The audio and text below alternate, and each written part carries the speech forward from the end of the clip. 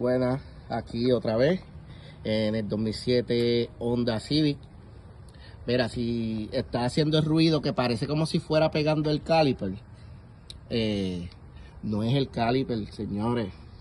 Ustedes ven esta línea, la finita, está pega en el damper del aire acondicionado.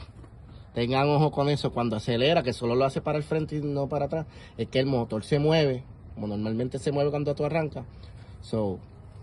Y ahí, ahora enfocarlo bien, es esa línea del aire acondicionado, allá abajo específicamente, choca con el damper del aire.